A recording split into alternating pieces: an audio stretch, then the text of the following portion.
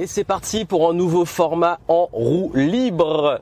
Format dans lequel je partage mon expérience, mes idées, mes réflexions. C'est un format qui est libre, c'est un format qui est freestyle. Et aujourd'hui, on va parler de loi de l'attraction et de manifestation. Donc comment manifester ses rêves, ses désirs, et je vais vous donner des anecdotes croustillantes. Donc oui, là on va parler directement d'anecdotes, des choses qui me sont arrivées, qui sont dingues avec la loi de l'attraction. Parce que j'ai envie, voilà, c'est un format généralement où je partage mon avis sur l'actualité, ce qui se passe et tout. Et j'ai pas trop envie de aujourd'hui, parce que c'est, encore une fois, c'est aussi un format libre, c'est pour ça. J'ai pas envie en ce moment de ressasser ce qui se passe, de vous répéter les mêmes sujets dont on parle tout le temps, même si c'est pour donner un autre angle. Là, j'ai envie qu'on parle d'abondance, de manifestation, de loi de l'attraction et qu'on partage nos expériences. Qu'on partage, pourquoi? Parce que je vous invite, et vraiment ça me tient à cœur, en commentaire, ce que vous allez faire, c'est que si vous avez des belles anecdotes sur la loi de l'attraction, partagez-les en commentaire et je les lirai avec attention et peut-être pourquoi pas que je ferai un deuxième format où je vais carrément lire ce que vous avez partagé et prendre vos retours et vos anecdotes. Ça peut être intéressant de partager tout ça. Si vous savez pas c'est quoi la loi de l'attraction, si vous savez pas ce que c'est dans les détails, ma vision aussi de ce que c'est, comment je vois les choses, l'approche autant qu'elle soit scientifique, psychologique, spirituelle, bref, j'ai fait le tour du sujet dans une vidéo que j'ai faite quand j'étais à New York, allez la voir. Je vous mets les liens en descriptif et vraiment là j'avais vraiment abordé le sujet sur comment manifester, comment l'utiliser, comprendre ce qu'il y a derrière, quelles que soient ses croyances ou son approche, voir comment ça fonctionne réellement, comment quand on désire des choses, quand on veut des choses, elles se réalisent dans la vie. Et vous verrez qu'il n'y a pas que des... Pour moi, il n'y a rien de magique, même si peu importe ses croyances, on peut l'activer. Et d'ailleurs, dans les anecdotes, à la fin, je vais vous dire un peu moi, ce que je vous conseille si vous voulez plus souvent manifester des belles choses, parce que le sujet de l'abondance m'a beaucoup été demandé, et d'ailleurs puisque c'est aussi dans les actualités, je suis en train de préparer un nouveau programme sur l'abondance, donc je ne sais pas s'il sera sorti au moment où vous allez voir ce contenu, vous allez entendre ce contenu parce que je les mets généralement en vidéo et en podcast, mais si vraiment c'est sorti, vous avez le lien en description. S'il n'est pas encore sorti, vous pouvez être sur la liste d'attente. Et donc, quand le programme sur l'abondance et l'argent va sortir, la voir. Mais l'abondance, c'est pas qu'une question d'argent. Je vais vous raconter. Je vais vraiment raconter des anecdotes. Je vais revenir dans le temps, parce que forcément, qui dit anecdote dit chronologie. Alors, bien entendu, je vais parler de moi, je vais raconter ma vie, puisque je parle d'anecdotes. Donc, c'est pas un truc qui vous intéresse, ça sert à rien de regarder. Par contre, ça peut illustrer les concepts que je partage, c'est ultra important. Alors, première anecdote, on va revenir très très loin, parce que c'est l'anecdote la plus longue dans le temps, mais aussi la plus importante. On va revenir quand j'étais étudiant. Et on va revenir à l'année 2011 qui était ma dernière année d'études, donc la fin de mes études. En 2011, j'étais où ? En 2011, j'étais au Canada, à Montréal, pendant mon stage de fin d'études. Et durant ce stage, il s'est passé énormément de choses. Et notamment, je me suis rendu compte qu'être salarié n'était pas mon truc, que j'avais pas forcément envie de vivre en bossant pour un patron, en échangeant mes semaines contre un petit week-end pour profiter. J'avais envie de voyager, j'avais envie de découvrir le monde, j'avais envie de créer ma boîte, mais j'étais encore étudiant, je commençais à être entrepreneur, mais j'en vivais pas et je posais beaucoup de questions. Et j'ai fait ce qu'on appelle à l'époque un vision board. Et un vision board, c'est que vous prenez des images de tout ce que vous voulez réaliser dans votre vie. Ça peut être par exemple, si vous voulez un modèle, une maison particulière, prendre une image de la maison que vous voulez. Ça peut être prendre des images de choses que vous voulez réaliser et les mettre sur un tableau, donc un board, et la voir en visuel. Donc vous visualisez ce que vous voulez, mais vous le matérialisez sous forme d'image. Et j'ai fait ça à l'époque, et sur mon vision board, j'avais mis pas mal de choses. J'avais mis notamment le fait de voyager, donc j'avais mis des photos de voyage, j'avais mis aussi des photos de conférences, le fait d'avoir sorti un livre, j'avais mis aussi des photos du fait d'être chef d'entreprise, j'avais mis des photos où je bossais partout, dont notamment c'était l'époque de la mode du digital nomade, donc le fait de pouvoir avoir ce qu'on appelle le lifestyle en mode laptop, donc avec son ordinateur portable tu travailles d'où tu veux, mais j'y étais pas encore parce que j'étais encore enfermé dans mes études, dans mon stage de fin d'études, mais j'en rêvais. Et je me suis dit, là, vraiment, c'est ce que je veux réaliser. Et pourquoi je vous partage cette anecdote? Parce que c'est un petit peu ma vie et tout ce qui a été réalisé sur les années qui ont suivi, puisque plus je revois ce vision board, plus je vois que les 10 dernières années, c'est tout ce que j'ai réalisé. Après, vous avez pu suivre d'anciennes notamment vidéos où j'ai partagé tout ça, d'anciens contenus où j'ai partagé tout ça, où j'ai commencé à voyager, travailler où je veux, quand je veux. D'ailleurs, l'une de mes premières vidéos sur la loi d'attraction à l'époque était à New York, qui était l'un de mes plus gros voyages et d'ailleurs l'un de mes premiers voyages en tant que digital nomade. Donc où je pouvais travailler où je veux, quand je veux. Donc vraiment, là, ça a été un déclic de voir qu'en fait, tout ce vision board, dans l'intégralité, j'ai tout réalisé. J'ai tout réalisé. Et en fait, je commence par ça parce que c'est pas une anecdote qui est extrêmement spécifique comme les autres que je vais vous donner, mais elle est importante parce qu'aujourd'hui, si vous avez envie de réaliser quelque chose, peu importe où vous êtes, parce qu'à l'époque, j'avais pas d'argent, j'avais fait un prêt pour payer mes études, j'étais fauché, je ne savais pas comment j'allais faire tout ça, j'avais aucune réponse et en fait tout s'est réalisé. Et je vais vous dire aussi derrière qu'est-ce qu'il faut faire parce que c'est pas de la magie non plus, il y a eu beaucoup d'actions, il y a eu beaucoup de presque de sacrifices aussi parfois, il y a eu beaucoup d'apprentissage, de leçons, d'échecs, bref. C'est important pour vous montrer que, en termes de loi d'attraction, tout ce que je voulais réaliser en termes d'abondance, c'est réalisé. La liberté financière, le fait de pouvoir voyager, le fait de pouvoir avoir mon entreprise, d'en vivre, le fait de pouvoir aussi donner des conférences, sortir des livres, etc. C'était mon rêve et il a été réalisé. Maintenant, on va aller sur les anecdotes un peu plus spécifiques. Et là, ça va vraiment être des manifestations, on va dire très spécifiques, vous allez comprendre. La première, elle était en 2011, même année. À l'époque où j'ai fait ce vision board, justement quand j'ai eu mon diplôme et quand l'été 2011 est arrivé, je voyageais pas encore, j'étais vraiment en galère parce qu'en plus c'était à une époque où je cherchais des logements, personne ne voulait me louer un appartement parce que j'étais plus étudiant, j'avais plus le statut, mais j'avais pas de CDI. En plus j'étais en mode auto-entrepreneur à l'époque, ancien étudiant auto-entrepreneur, aucun propriétaire ne voulait de moi, aucune agence ne voulait de moi, c'était n'importe quoi. Et du coup, c'était dur, c'était extrêmement dur. Mais durant cet été, le problème n'était pas que c'était pas que j'étais fauché, mais je rentrais pas dans les cases en fait. Parce que je commençais à avoir un peu d'argent de côté, parce que je faisais des petits contrats et tout. Et pendant l'été, je me suis dit ce serait intéressant de faire un petit voyage et de pouvoir partir vraiment en mois d'août. Je voulais faire un petit voyage avec ma copine de l'époque et me dire bon ok, où est-ce qu'on peut aller en Europe, pas trop cher parce qu'en fait en plus les compagnies low cost commençaient vraiment à exploser. Donc pour un Ryanair, EasyJet, t'allais partout en Europe pour quelques dizaines d'euros. Et quand t'es fin d'études et que t'as envie de voyager, c'est des bons plans. Et du coup j'ai vu qu'il y avait des super offres pour aller à Rome. Et donc, direction Rome, en Italie, je connaissais pas, je voulais découvrir. Donc, 2 jours à Rome, dans un hôtel 4 étoiles. Mais en fait, ce qui se passait, c'est qu'à l'époque, c'était complètement bradé. Donc, hôtel 4 étoiles, mais franchement, le week-end, il a dû coûter même pas. Franchement, il a dû coûter même pas entre 70 et 100 euros, ce qui est pas beaucoup pour un 4 étoiles, et billet d'avion compris, etc. Bref, la totale. Et je me suis dit, bon, t'as des sous de côté, t'as envie de te faire plaisir. Go, on va visiter Rome, on va visiter l'Italie. Et du coup, je suis parti et j'ai visité. Et ce qui s'est passé, c'est que à ce moment-là, j'avais ce rêve de pouvoir aussi me dire un jour je pourrais voyager dans des hôtels, des beaux hôtels sans avoir à calculer ou prendre des promos pour avoir accès à ces hôtels-là. Et j'étais dans ce rêve. Je me rappelle à l'époque je lisais en plus des livres sur l'entrepreneuriat et je me disais oui, un jour ce sera moi, un jour je pourrais visiter plein d'hôtels. Il se trouve que quelques années après c'était ma vie. Mais l'anecdote elle est pas là. L'anecdote c'est que à ce moment-là, je vous rappelle que j'avais été les mois précédents à Montréal pour finir mes études, mon stage de fin d'études. Et lors de ce stage de fin d'études à Montréal, j'ai rencontré des gens. Et j'ai rencontré un ami quand je faisais de la capoeira, qui s'appelait Jonathan. Enfin, il s'appelle toujours Jonathan. Et en fait, on a fait de la capoeira ensemble à Montréal et tout. Et je sais pas pourquoi, quand j'étais à Rome, dans le Colisée, il y a un moment, je pense à lui parce que je sais qu'il était d'origine. Mais il faut que j'arrête de parler au passé, on s'est un peu perdu de vue. Mais je sais que ce fameux Jonathan est d'origine italienne. Et je sais pas pourquoi, à un moment, je sais qu'on avait eu une discussion à Montréal où il me parlait de visiter certaines régions, dont Florence, qui sont magnifiques. Et je sais pas, j'y pensais.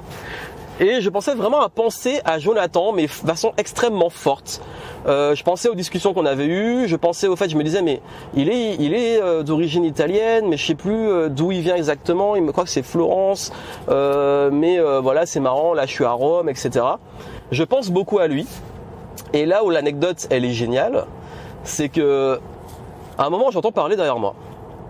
On est en plein dans le Colisée à Rome, en mode visite touristique. J'entends derrière moi et je me dis mais je connais cette voix, c'est bizarre. Je connais cette voix et je me retourne et j'ai un bug. Je me dis mais je connais cette personne. Je reconnais la voix, je reconnais la personne, mais c'est lui. Et qui je vois en face de moi? Le fameux Jonathan. J'étais en train de penser à lui. Vraiment. J'ai commencé à penser à lui peut-être pendant 10 minutes. Enfin 10 minutes j'ai pensé à lui. Je visite le Colisée. Je repense à lui en me disant ah ouais mais j'ai eu un petit coup de cœur pour Rome et je me suis dit c'est vraiment magnifique et j'ai envie de visiter d'autres régions d'Italie. Et j'ai repensé à lui et là je le croise. Donc là il y a eu une sorte, je sais pas, c'est pas vraiment une loi d'attraction ou un truc, mais c'est le... Est-ce que ça vous est déjà arrivé de penser à quelqu'un et vous croisez la personne? Ça m'est arrivé plein de fois. Là, celle-là, elle est forte parce que ça m'avait marqué, je m'en rappelle, à l'époque ça m'a marqué. Mais j'en ai d'autres hein, comme ça, j'en ai d'autres où je pense à des gens et je tombe nez à nez avec eux. Et ça c'est génial. Donc voici une première anecdote, une deuxième. Donc là c'était anecdote, on se préchauffe. Maintenant on va passer à d'autres anecdotes qui sont vraiment intéressantes. Et qui sont des anecdotes qui vont plus pour le coup là être des choses qui sont vraiment pour le coup de la attraction, de comment j'ai attiré des choses auxquelles je pensais. Alors la première, je vous la donne, c'était là il faut revenir dans le temps, elle s'est manifestée après mais il faut revenir dans le temps pour savoir quand j'y ai pensé. En 2009, c'était mon premier voyage à Miami. À l'époque, j'avais fait un stage dans une grande enseigne en France. Et après ce stage, j'avais touché une prime de stage. Enfin bref, c'est pas vraiment un salaire, je sais plus comment on appelle ça. Enfin bref, on m'a payé pour mon stage et j'avais touché à peu près 1000 €. J'étais content. Et à cette époque, je me suis dit bon, j'ai envie de découvrir Miami. Il y avait des bonnes offres. C'était en février, je crois, 2009. 2009 ou 2010, je sais plus, vraiment 2009 ou 2010. Et je suis allé, je crois que c'est 2009. Et je suis allé, j'ai pris une partie de cet argent et j'ai payé mon voyage pour aller visiter Miami. Et à l'époque, c'est le rêve. T'es jeune, tu découvres Miami. Pour l'instant, Miami, moi, c'était les clips à l'époque de DJ Khaled. C'était le fantasme. Quand t'es jeune, que tu aimes bien un peu le hip-hop et que tu vois dans les clips à quoi ça ressemble, tu fantasmes le truc. Bon, après, dans la réalité, c'est cool, mais c'est pas aussi bien. Bon, bien entendu. Mais à cette époque, j'ai du mal avec les calculs là, franchement, mais bref, j'avais pour le coup moins de 21 ans ou moins de 23 ans, je sais plus c'est quoi l'âge, non, j'avais moins de 23 ans parce que je pouvais boire de l'alcool, fallait avoir 21 ans pour boire de l'alcool parce qu'en fait, ils demandaient toujours le passeport. Et si on a moins de 21 ans, on peut pas boire dans les bars, même dans les restaurants et tout. Et du coup, surtout à l'époque, je fais toujours un peu jeune, mais à l'époque, je faisais vraiment très jeune. Et du coup, je faisais tout le temps, on me demandait tout le temps ma pièce d'identité quand je sortais. Et je sais qu'à cette époque-là, en fait, si tu avais moins de 23 ou moins de 25, je sais plus exactement c'était quoi la législation, mais que tu avais le permis, en fait, tu devais payer une assurance super chère quand tu louais des voitures. Parce qu'ils estimaient que tu étais un jeune conducteur. Et du coup, quand tu louais une voiture, ça coûtait la peau du cul. Mais Miami sans voiture, c'est même pas la peine, tu fais rien. Donc à l'époque, j'ai loué une voiture. Encore une fois, tout ça c'était du low budget, vraiment le budget le plus bas possible. Et j'ai loué la voiture et du coup quand je suis arrivé à Miami, de l'aéroport, il y avait une navette pour arriver là où on loue les voitures, on peut les récupérer. Et je suis arrivé extrêmement tard et j'ai récupéré cette fameuse voiture. Et cette voiture, j'ai eu deux choix. J'avais loué ce qui était le moins cher en termes de voiture. Et ce qui se passe, c'est que à ce moment-là, on m'a fourni une voiture, on m'a donné le choix. Il y avait la voiture qui restait, ou alors il fallait que je paye un supplément pour avoir droit à peut-être ce que toute personne qui a envie de se faire un gros kiff à Miami en mode décapotable veut, c'est-à-dire une Mustang décapotable. Et ce qui s'est passé, c'est que quand je suis arrivé là et que je suis arrivé sur ce parking, il restait deux voitures. Il restait une Volkswagen jaune de modèle. Je sais pas comment on l'appelle cette voiture, mais c'est un peu la coccinelle plus actuelle. Et ou alors une Mustang, sauf que la Mustang je pouvais pas me la payer, c'était beaucoup plus cher, fallait payer un supplément. Donc du coup j'ai fini dans cette voiture Volkswagen très marrante, parce que dès que je passais un péage on se foutait de ma gueule. On me disait ta voiture it's like yellow banana. Franchement dans les péages plusieurs fois on s'est foutu de ma gueule à cause de la voiture. Enfin pour moi en fait elle est pas, avec le recul elle est pas si choquante, mais quand t'es jeune, t'es un peu con, t'as une fierté, t'es à Miami, tu vois les bagnoles autour, tu roules dans ça. Bon franchement c'était génial, c'était un super séjour, Orlando, j'ai fait parc Universal, j'ai bien profité et tout. Et d'ailleurs j'ai visité aussi les maisons des millionnaires et milliardaires, et il y a un cruise là qui te fait visiter les super baraques. J'ai vu à l'époque la maison de LeBron James. Je crois qu'il venait d'être transféré au Miami Heat, ou alors il n'était pas encore transféré. Bref, je sais qu'il y avait un truc, c'était pas LeBron James, c'était peut-être Wade à l'époque. Bref, il y avait un joueur de NBA, parce que je sais que LeBron et après il est arrivé au Miami Heat. Je sais plus, encore une fois j'ai du mal sur la chronologie. Moi je suis très mauvais en dates. Quand j'étais très mauvais en histoire à l'école parce que j'avais du mal avec les dates. Bref, et ce qui s'est passé c'est qu'à ce moment-là, je me suis dit, ok, la prochaine fois que je viens en Floride, j'aurai une Mustang et elle sera rouge. Boum, Mustang rouge. Et il se trouve que les années ont passé, j'ai fait ma vie, et, je suis retourné à Miami en 2018. J'ai fait des vlogs, il y a des vidéos sur ma chaîne YouTube. Je suis allé à un événement entrepreneurial. Il y avait aussi une grosse conférence de Tony Robbins à la fin. Bref, gros event. Et j'ai vlogué à l'époque. J'ai fait des vidéos dans la Mustang. Je me suis fait kiffer. J'ai partagé ça avec vous. J'ai eu la Mustang rouge. Mais ce qui était marrant, c'est que quand je suis arrivé à Miami, à l'époque, j'avais loué une voiture, mais j'avais pas pris. Je sais plus qu'est-ce que j'avais pris. Mais en fait j'ai été upgradé parce que j'étais bon client chez Enterprise, chez qui je louais beaucoup, et ils m'ont upgradé. Et surtout ce qui était marrant c'est que quand je suis arrivé et qu'on m'a amené à la voiture, on m'a vraiment amené sur la Mustang rouge, celle que je voulais. Pas, ils louaient aussi des Chevrolet de toutes les couleurs, des Mustangs de toutes les couleurs. Non, il a fallu que ça soit ma Mustang rouge. J'ai rêvé d'une Mustang rouge, j'ai eu ma Mustang rouge, c'était mon gros kiff. Manifestation, là c'est une manifestation de kiff. Et ça, c'est une anecdote parmi d'autres. Je vous en donne une autre. Maintenant, encore une fois, on revient dans la timeline. Celle-là, elle a été faite sur plusieurs années, mais c'était un gros kiff et j'ai envie de... C'est vrai que c'est un exemple que j'ai beaucoup donné parce qu'il est marrant, il m'a marqué et c'est un gros kiff de te dire, ben voilà, en fait, t'es arrivé d'un truc, tu t'es fait kiffer, tu l'as eu, t'as bossé pour, c'est le hasard, c'est l'univers, on s'en fout, j'ai kiffé. Ensuite, autre anecdote, c'était en 2014. Alors pour le coup, j'ai bien la date parce que c'est 2014 et c'était mon premier événement que j'organisais. C'était le séminaire Révolution Positive. À cette époque, en 2014, j'ai fait mon premier événement et c'était un événement où j'étais ultra stressé parce que quand vous faites un événement, contexte de l'époque, c'était un événement plus axé sur le dev perso, la motivation, etc. Je visais 50 personnes. J'ai fait ça à Paris et à l'époque, je vivais déjà bien de mon activité, mais organiser un événement, les coûts pour moi, ils ont piqué parce que quand tu fais un événement, ça me l'a fait aussi pour le Game Entrepreneur Live à une autre échelle.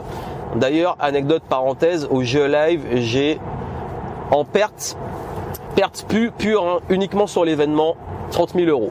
Ça fera l'objet d'une Game Entrepreneur Story d'ici quelques temps, peut-être à l'anniversaire des 3 ans de l'événement. Bref, ce qui s'est passé, c'est qu'à ce moment-là, ben justement, qui dit événement dit décalage de trésorerie parce que l'événement vous l'organisez, vous savez pas trop si vous allez le remplir pour être dans vos frais.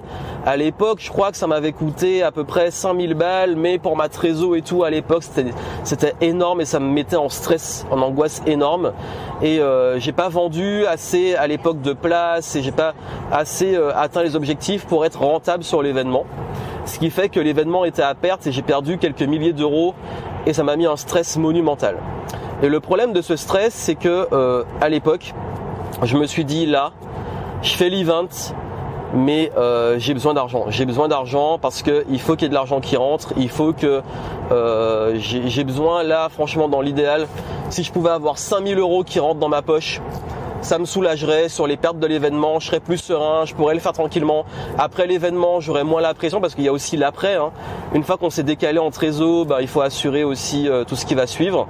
Et je me suis dit, ouais, bon là, c'est chaud.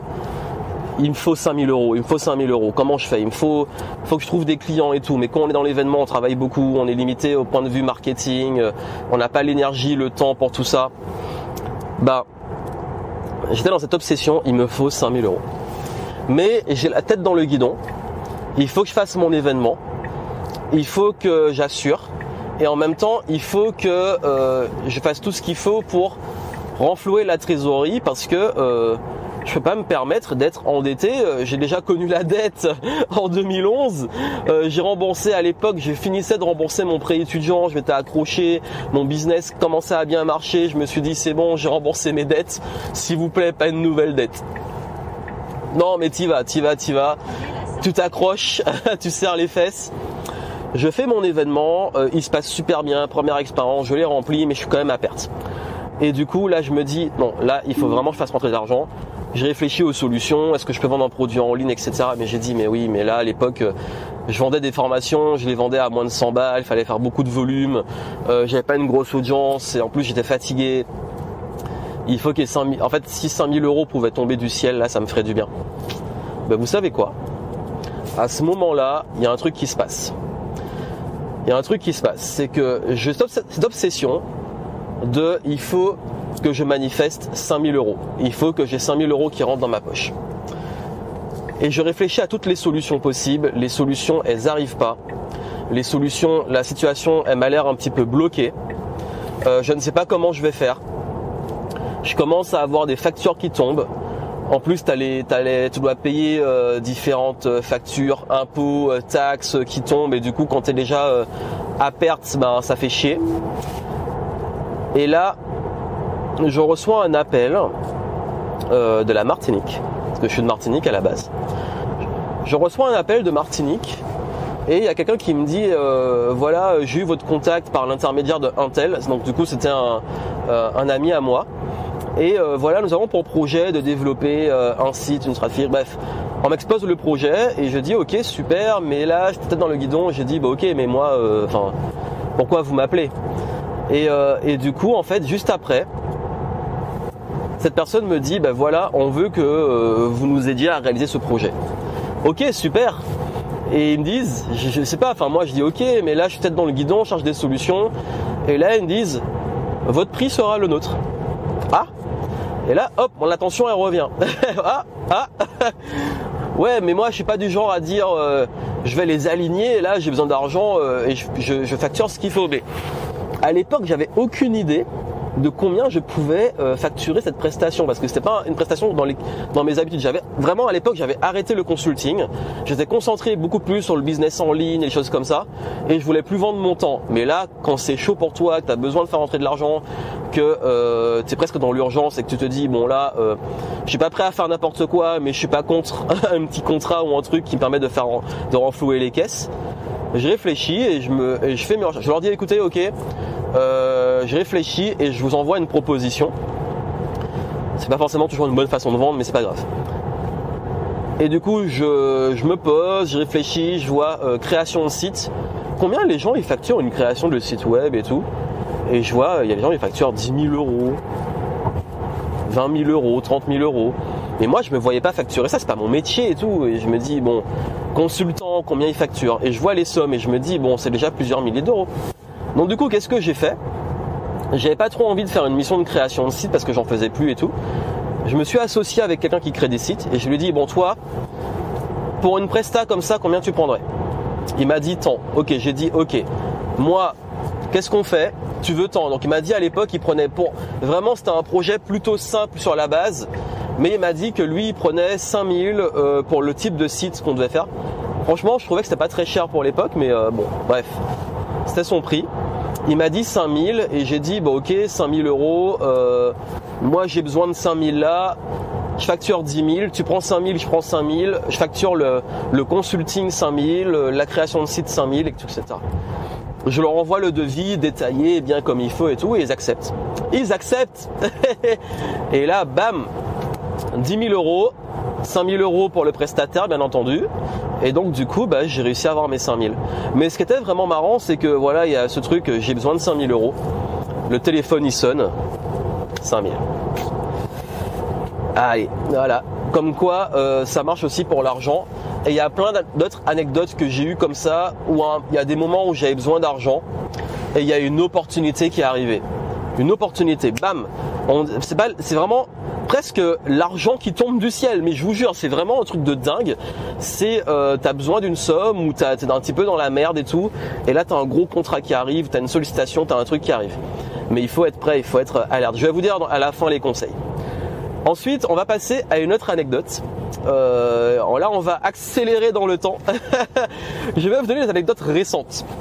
Parce que j'en ai eu d'autres entre temps et tout, elles sont sympas, mais moi j'ai envie d'aller sur du récent. Et j'ai envie, les gens ils freinent devant les radars, c'est un peu chiant. Et je vais vous donner une anecdote extrêmement récente pour le coup, qui est une anecdote qui m'est arrivée, et là on va revenir sur les 3 dernières années. Alors la première anecdote, elle était en 2019 et 2020, c'était sur un moment un peu plus large. En fait, j'avais pour un moment, je voulais déménager et je m'étais dit bon là, il est temps que je bouge et j'ai envie vraiment de bouger. J'en avais marre d'être dans le centre-ville de Bordeaux. Ça devenait extrêmement agité avec tous les Parisiens qui débarquent. Je déconne, c'est un gros tacle, mais c'est vrai que j'aurais beau dire, même moi je suis pas né à Bordeaux, donc bon je suis à Bordeaux depuis maintenant 2008. Je sais pas si les Bordelais vous assumez que maintenant c'est bon, je suis intégré. Mais c'est vrai que beaucoup de Bordelais se plaignent de l'arrivée en masse des Parisiens. J'ai vu une différence, j'avoue, j'ai vu une différence. Ça commence à être vraiment l'ambiance d'une grande ville. Bref, mais ça c'est une anecdote. Mais ce qui s'est passé, c'est que à ce moment-là, je voulais déménager. C'était un peu la galère. Mais j'ai commencé à faire des recherches et tout. Et il y a eu la fameuse année, 2019, j'ai commencé, mais il y a eu mon gros événement Game Entrepreneur Live qui m'a pris beaucoup plus de ressources que je le pensais. Du coup, je l'ai mis en stand-by, ce projet-là, et je me suis concentré sur l'événement. Après l'événement, je suis revenu et j'ai enchaîné, mais c'est tellement épuisé, j'ai tellement donné sur le premier semestre de l'année 2019, que j'ai relâché la pression, j'ai fait des immersions. Fin d'année, je suis parti à New York et j'ai fait la vidéo sur la fameuse voie d'attraction que vous avez. Et quand je suis revenu de New York, 2020, vous savez ce qui s'est passé. Donc projet stand-by total, le monde se confine, tout est bloqué. Ok, maintenant on arrive deuxième partie de 2020, déconfinement, blablabla, et là je reprends le projet pendant l'été et surtout en septembre. Et là, c'est galère, le marché, je parle de Bordeaux parce que le marché est tendu à Bordeaux. Au niveau de l'immobilier, tout ça, c'est extrêmement tendu. Et il n'y a rien qui se passe, c'est bloqué, c'est galère, les recherches elles me fatiguent. Et en plus, on apprend en octobre, fin octobre, qu'ils reconfinent. Et là, c'est la merde, tu te dis, mais attends, mais c'est pas possible, je vais jamais pouvoir déménager, passer mon temps à déconfiner, reconfiner, comment je vais faire ? Switch de mindset. Je me dis une chose, attends, ils ont confiné, mais le marché continue, la vie continue. C'était un confinement beaucoup plus. C'est vrai qu'en fin 2020, c'était un confinement beaucoup plus souple. C'était pas le truc strict, c'est qu'on pouvait continuer à voyager et tout. Pas voyager, pardon. Pourquoi je dis voyager ? On pouvait continuer à se déplacer. Et là, je me dis, je vais continuer mes affaires, je vais me déplacer, je vais aller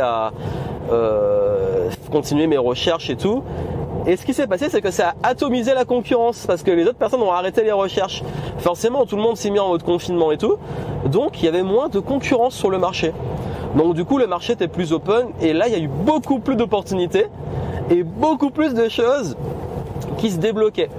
Et je me rappelle qu'à un moment, à la fin de ça, j'étais allé dans un petit château où c'était dans Lot-et-Garonne. Un château où il y avait un truc qu'on pouvait faire un vœu, t'appuies, ça fait une lumière et tout. Et là, on était justement juste avant le reconfinement.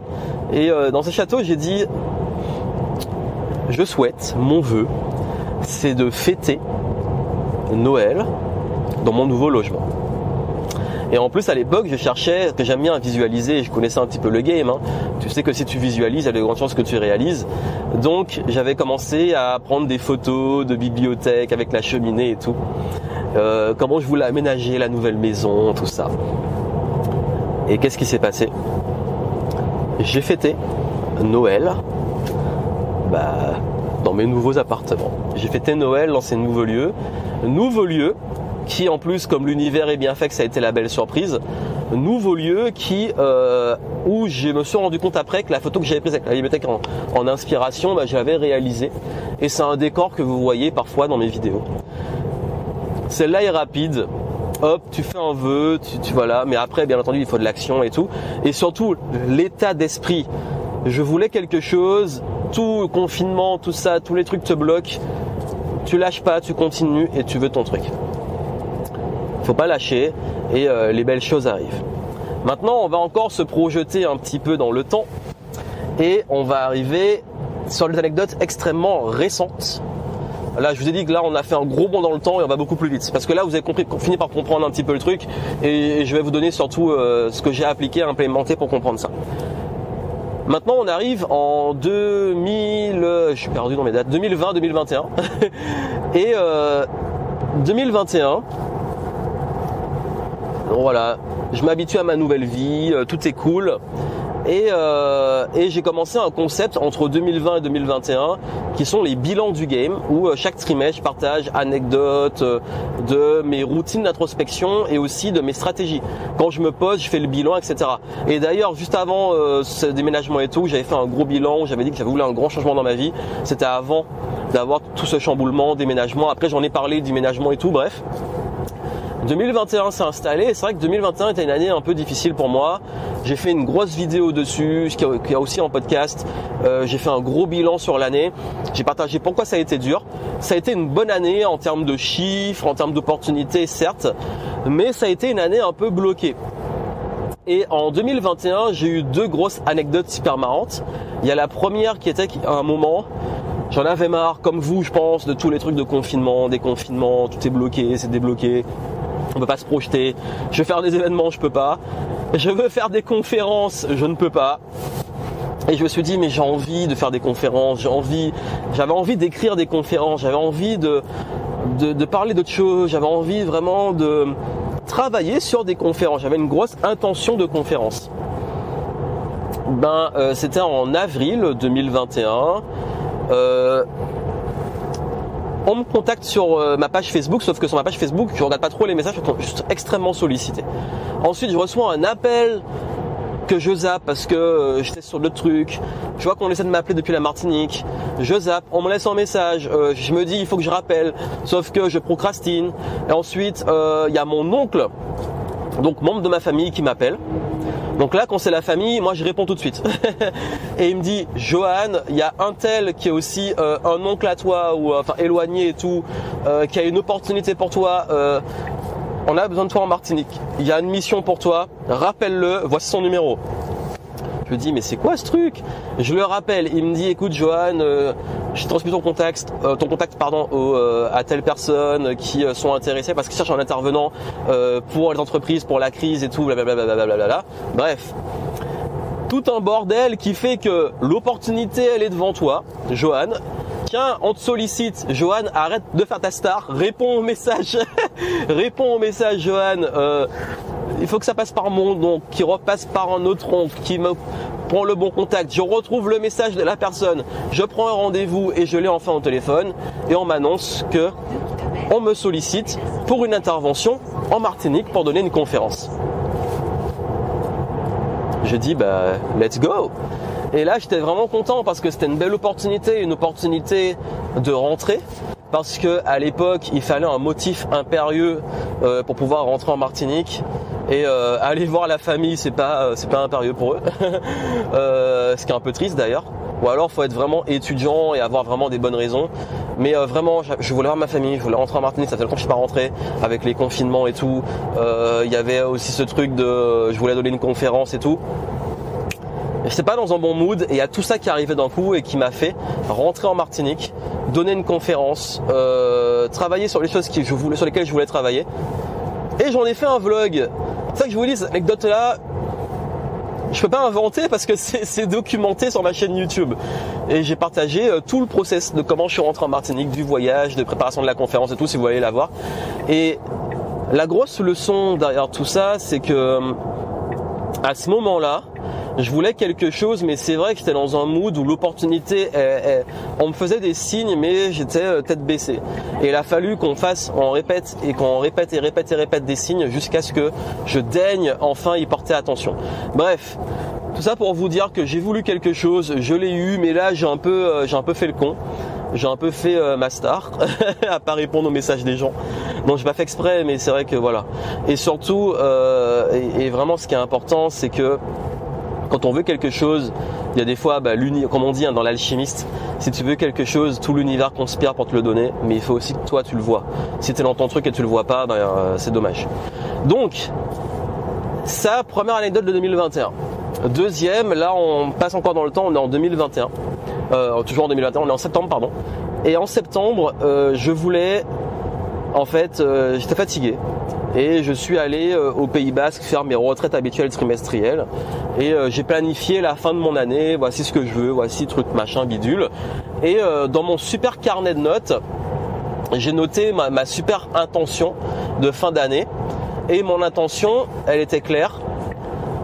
Très bizarre. En fait, cette anecdote-là, c'est la plus récente que j'ai à vous donner, mais elle est extrêmement marrante.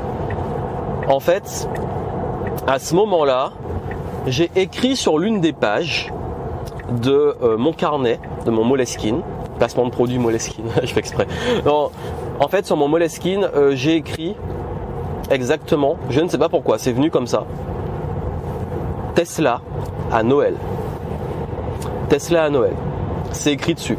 Je l'ai montré durant ma conférence, je l'ai montré à mes clients, je l'ai partagé.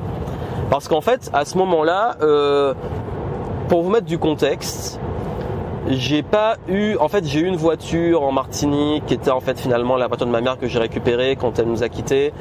Ensuite, j'ai eu la voiture de mon grand-père qui était une Polo que j'ai récupérée. Ensuite, j'ai eu une Golf qui est la voiture familiale aussi de mon grand-père.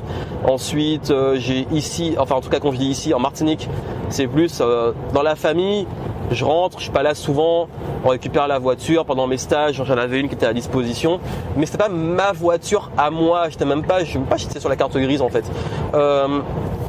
Et ensuite, quand j'étais ici, je louais souvent des voitures parce que j'ai pas un gros usage et quand vous habitez en ville, surtout là où j'habitais avant de déménager, franchement avoir une voiture c'était un boulet.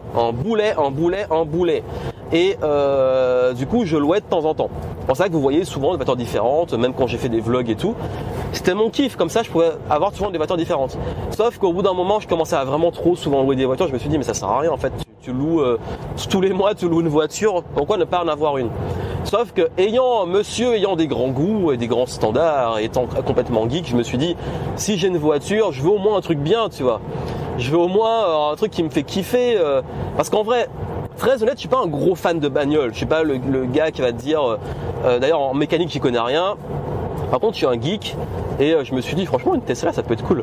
Une Tesla, j'ai des amis qui commencent à en avoir, le côté technologie et tout. Il y a un côté kiff parce que moi, quand je fais de la route et je fais beaucoup de route, il faut qu'il y ait du kiff. Il faut qu'il y ait l'expérience. Quand je suis dans la voiture, j'ai vécu une expérience là, vous l'entendez. Je suis dans la Tesla, bien entendu. Vous l'entendez, c'est silencieux. Il y a une expérience de conduite, c'est doux, c'est agréable. Franchement, par avoir conduit plein de voitures, c'est le kiff. Après, je suis pas contre. Quand t'as la Mustang, que t'entends le moteur, que t'accélères, c'est un kiff aussi. J'adore les deux, mais bref. Je reviens sur j'ai un peu spoilé parce que vous le voyez dans quoi je suis, si vous voyez en vidéo. Mais c'est pas que le fait d'avoir la Tesla. Ce qui est marrant dans l'anecdote, c'est que à cette époque, c'était en septembre 2021. Le mec, c'était à l'époque quoi. Le temps paraît bizarre depuis qu'il y a cette histoire de crise. Ce moment-là, en fait, j'ai noté et je vais me faire kiffer. Je vais me prendre une Tesla à Noël. Et j'ai marqué Tesla à Noël. Ça veut dire qu'à Noël, comme l'année précédente où je fête Noël dans mes nouveaux appartements, dans ma nouvelle maison, j'ai marqué Tesla à Noël. Et je laisse ça de côté. À un moment en octobre, c'était en septembre. En octobre, je fais je vais sur le site de Tesla, je regarde un petit peu, je me dis, ce serait cool de réserver un essai. Et j'essaye. Je vois qu'il n'y a pas de date sur les dates qui me correspondent. Bref, je dis bon, laisse tomber, je verrai ça après, je procrastine. Abandon de, pas de panier, mais abandon du truc. Et après, j'ai Tesla qui m'appelle, service commercial. J'ai fait une vidéo dessus, j'ai expliqué les méthodes commerciales, ce qu'on peut en apprendre. Et ils me disent, vous avez voulu faire un essai parce qu'ils ont fait un opt-in, hein, comme quoi les formulaires et tout ça, important en marketing. J'ai rempli, j'ai mis mon numéro, ils m'ont appelé, ils m'ont dit est-ce que vous êtes toujours intéressant? J'ai dit oui. On a une place, et il y a une place en novembre. En novembre, j'étais dispo et j'ai dit bon, let's go, je vais tester ma Tesla. J'ai testé la Model 3 long range, rouge pour le coup, et je teste. Et comme moi, je suis quelqu'un qui prend les décisions très rapidement, bah, qu'est-ce qui se passe? Je prends la voiture et du coup, j'ai décidé de la commander. Sauf que sur Tesla, vous savez pas, en fait on m'a dit vous l'aurez en février-mars. Février-mars. Johan étant quelqu'un d'extrêmement impatient, ça me faisait chier, mais je me suis dit de toute façon, février-mars, si tu le fais plus tard, ce sera avril-mai, juin, bon bref. Il y a un moment, il faut le faire et il faut avoir la patience. Donc je dis ok, let's go, je réserve ma voiture et le temps passe et je reçois des SMS qui disent serez-vous là en décembre pour la recevoir? Bien sûr, je n'ai pas prévu de bouger. Je dis bah décembre, peut-être que vous pourrez, peut-être ils disent avoir votre voiture plus tôt que prévu. D'ailleurs au moment où j'ai commandé, à la base c'était marqué décembre, bref. En fait je crois que Tesla souvent c'est en fin de trimestre qu'ils livrent, donc décembre, je crois mars, peut-être d'ici là juin, un truc comme ça. Souvent à la fin des trimestres, ils prennent les commandes je crois, enfin de ce que j'ai compris, après c'est pas sûr. Et à ce moment-là, je décide, ok, je reste à Bordeaux, elle va être livrée, tout ça. Et on avance dans le mois de décembre et je commence à avoir des échelles qui rapetissent. On me dit vraiment, est-ce que vous serez là entre le 15 et le 31 décembre? Oui. Ensuite, Tesla m'appelle et là ils me disent, votre voiture sera livrée entre temps et temps, prenez une date de rendez-vous. Et ils me donnent leur date et ils me disent bon on a des dates et ils me disent le 24 décembre.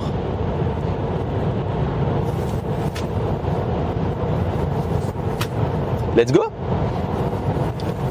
Rappelez-vous, Tesla à Noël. C'est pas Tesla fin de l'année et tout. Non, Tesla à Noël. À Noël, mon cadeau de Noël c'est une Tesla. L'univers, tout ce que vous voulez. Tiens, cadeau de Noël, ta Tesla est là, elle est livrée à Noël. Donc le 24 décembre, je suis allé récupérer ma voiture. C'est l'anecdote la plus récente que j'ai, mais j'en ai une encore plus récente qui date de quelques semaines.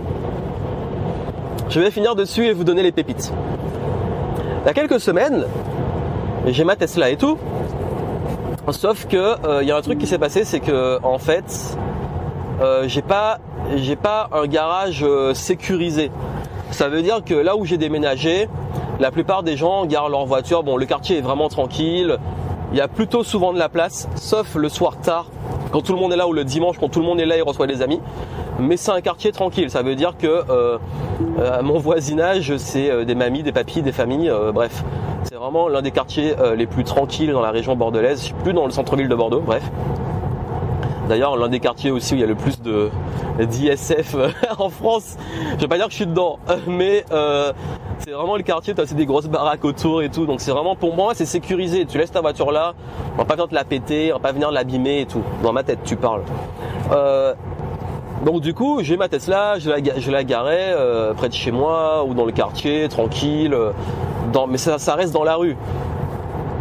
Et le truc, parce qu'en fait, chez moi, il y a des places, mais où ça pourrait être entre guillemets parking garage, mais la voiture, les Tesla sont quand même très larges et tout, et ça me stressait. Et même pour la rentrée et tout, je risquais de la rayer. J'ai dit bon, laisse tomber, ça me saoule. Et le truc qui se passe, c'est que j'avais toujours un peu un stress parce que la voiture, elle est garée dehors. C'est quand même une voiture qui attire l'attention. T'as le mode sentinelle, mais ça bouffait une batterie monumentale. Ça veut dire que quand la voiture elle est garée, elle filme tout le temps, donc si on la touche et tout c'est bien parce que tu peux voir si quelqu'un te l'abîme, bah, tu peux avoir la plaque et tout, mais stress quoi. Et en fait, je me suis rendu compte parce que Johan il aime bien se faire des kiffs, mais après En fait, je vous montre aussi l'envers du décor, c'est pas pour me plaindre, mais c'est une réalité. T'achètes une voiture qui est, pour moi, en fait, une Tesla, en plus, c'est pas pour moi c'est pas du si haut de gamme que ça, en fait. Mais dans l'image, dans l'esprit collectif et même dans l'attention qu'elle attire, ça peut être considéré comme une voiture haut de gamme. Mais elle est rouge, elle est belle, la peinture elle est neuve, la moindre rayure tu le vois, ou le moindre truc, et moi je suis un peu maniaque. Et du coup, j'avais toujours ce stress qu'on me l'abîme, en plus tout quand c'est un truc neuf. Et ce qui était chiant, c'est qu'à chaque fois que je la garais, parfois j'allais voir si quelqu'un l'a pas, machin, parce que parfois quand j'allais dans les locations et que je l'ai garé là, t'avais toujours excusez-moi l'expression, mais t'as toujours un connard qui va te l'abîmer, ou qui va rentrer dedans, ou qui va passer en vélo, et je sais pas, enfin les gens parfois, je sais pas qu'est-ce qu'ils foutent. Moi jamais j'abîme la voiture des autres, même quand ils sont mal garés, et je suis le premier à me plaindre du manque de civisme. Et là le truc qui s'est passé, c'est que c'est peut-être la loi d'attraction, j'ai tellement imaginé qu'on allait me l'abîmer, que ça a pas raté. Et une fois je passe, je vois qu'il y a une voiture, mais genre elle était garée dans la rue à ça de ma bagnole, mais il y avait quoi, 2 cm. Mais je me dis, mais comment le gars est rentré là, mais il est fou. Enfin, en plus je devais la prendre juste après, je me suis dit, mais comment je vais sortir moi? Je peux même pas sortir là, il va falloir faire 40 000 manœuvres. Mais c'est pas tout. En fait le truc qui s'est passé, c'est que en plus de ça, quand j'ai vu ça, je me suis dit, bon là c'est un peu chaud. Cette personne, bon, je suis sûr que c'est lui qui a fait ça. Je vais manger, je rentre et je reviens. Et là, ce jour-là, la voiture était dégueulasse, mais dégueulasse, une dégueulasserie. Il y avait des crottes de pigeons et tout, voilà. Et je me suis dit plein de trucs, tu vois. Je me suis dit, mais vraiment là, à quoi ça sert de se prendre une voiture si tu dois stresser? Si tu passes ta vie à faire le maniaque et tout, lâche prise, arrête tes conneries, en plus c'est que du matériel, c'est pas grave. Et d'un autre côté tu te dis, ouais mais bon, ça commence à me saouler de chercher des places, de faire attention, de me dire mais si je la gare là, faut faire gaffe que l'autre t'abîme pas ta voiture et tout. Enfin, pour moi c'est un peu de charge mentale quoi. Et je suis du genre, être le plus peaceful possible. Et du coup je me dis, bon écoute, qu'est-ce que tu vas faire? Tu vas commencer à te dire, est-ce qu'il n'y a pas des parkings dans le coin plus sécurisés et qui ont de la place, qui sont plus grands pour éviter de te l'abîmer, ou quand tu te gares, il y a un stress et tout. J'ai commencé à faire mes recherches, il n'y avait rien, je dis bon laisse tomber, je passe à autre chose. Et ce jour-là, je reviens, je vais laver la voiture, premier lavage au bout d'1 mois. Et quand je la lave, je suis allé au truc Karcher parce qu'on ne voit quand même pas les rouleaux parce que ça peut la rayer et tout. Je la lave et tout, et là je vois derrière méga grosse rayure, tout le truc le mec qui m'a repeint l'arrière de la voiture. Et là je suis dégoûté. Putain, j'ai une voiture neuve et je sais, parce que quand je suis passé il n'y avait pas de traces, que le gars que j'ai vu qui était mal garé, je suis sûr que c'est lui qui en sortant il m'a poussé. Ou alors peut-être en se garant, parce que c'était tellement collé que j'ai peut-être pas vu quand j'ai fait ça. Et là, j'étais dégoûté, j'étais vraiment vénère. Je me dis, mais les gens, respectez les biens d'autrui.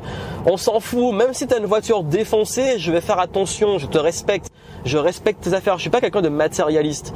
Mais tes affaires, tes vêtements, ta maison, ta voiture, tes biens, peu importe. J'ai pas dans l'esprit de les abîmer parce que ce sont les biens d'autrui et c'est une marque de respect. Ton intégrité physique et toute l'extension de tes biens matériels, je les respecte. Et du coup, en termes de valeur, ça m'a saoulé plus qu'en termes de matériel. Et je me suis dit, bon là, ça me saoule, il me faut un parking. Et loi d'attraction, on revient sur le sujet. Ce qui se passe, c'est que là, au moment où ça arrive, je regarde, je retombe sur le bon coin, je cherche et tout. Je vois 2 annonces. Le soir, je visite, c'est les 2 parkings. Les 2 sont bien. Juste, mais vraiment collés à chez moi. Et ce qui se passe, c'est là qui est vraiment génial, c'est que celui qui me plaît vraiment, qui est en termes d'emplacement, en termes de taille, en termes de tout ça, en plus, le gars, il est à fond voiture électrique et tout. Enfin, tout, c'est vraiment la bonne rencontre. Il est cool. Je me dis, c'est cool. J'ai peut-être trouvé l'opportunité. Sauf que l'opportunité était disponible que au moment où j'ai visité, que d'ici fin février. Et j'ai dit bon, c'est vraiment ce que je veux, je suis prêt à attendre. Mais là, ça m'embête un peu parce que je vais rester encore 1 mois à stresser. La voiture, on m'a déjà défoncé une fois. Je sais que ça va arriver de nouveau. Donc du coup, je fais tout ce qu'il faut pour la voir et je me dis bon, tu vas attendre 1 mois, sois patient. J'apprends la patience. Et là, il me rappelle 2 jours après, il me rappelle et il me dit ah, finalement le parking peut être dispo dès ce soir.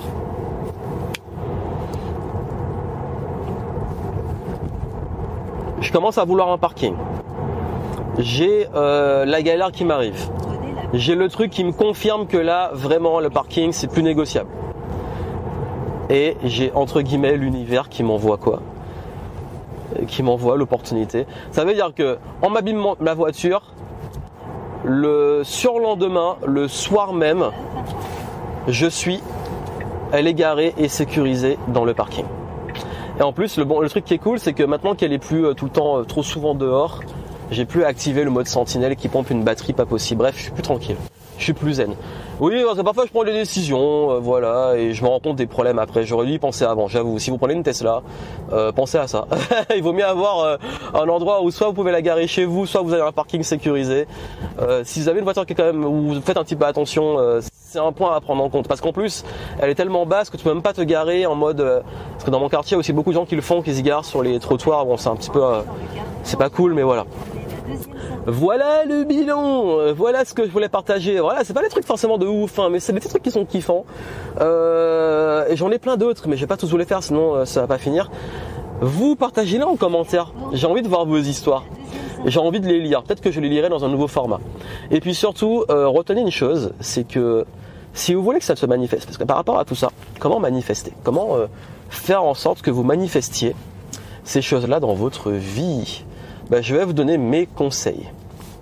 Première chose, avoir une intention claire. Soyez au clair sur ce que vous voulez. Soyez au clair sur votre intention. Qu'est-ce que je veux? Deuxième chose, il y a une notion de lâcher prise. Si vous vous dites il faut que ça marche, il faut que ça arrive, ça ne marchera pas. Quand toutes ces choses que j'ai réalisées dans ma vie, je les ai voulues, elles étaient fortes, mais j'ai lâché prise sur même le quand ou sur je me suis pas dit ah mais si ça arrive pas je suis dégoûté, parce qu'en fait à chaque fois quand ça arrive c'est presque une surprise, c'est la magie aussi, c'est la magie de la vie. Tu te dis waouh cool, je le voulais, je l'ai eu. Troisième chose, il faut poser l'intention certes, mais il faut aussi agir, faut mettre du mouvement, faut mettre de l'action, faut mettre j'ai pas eu tous ces trucs là sans recherche, sans travail, sans choix, sans décision. Donc la loi d'attraction, c'est pas tu te mets dans ton canapé, tu réfléchis, comme on le montre dans le secret là où tu vas te mettre dans ton canapé et tout va arriver, c'est pas ça. Il y a vraiment un gros travail plus profond. Et puis le dernier truc qui est très important, c'est votre attitude. Activez votre radar. L'abondance, c'est une question d'attitude. C'est pas que de l'attitude positive, mais c'est qu'est-ce que vous voulez. Parce que ce que vous ne voulez pas, vous pouvez aussi l'attirer. Il y a plein de choses que je ne voulais pas. Je pensais à des trucs, soit des merdes, soit des choses négatives et tout. Et en fait, l'univers entre guillemets les a balancés parce que oui, tu penses à des trucs négatifs, on te les envoie.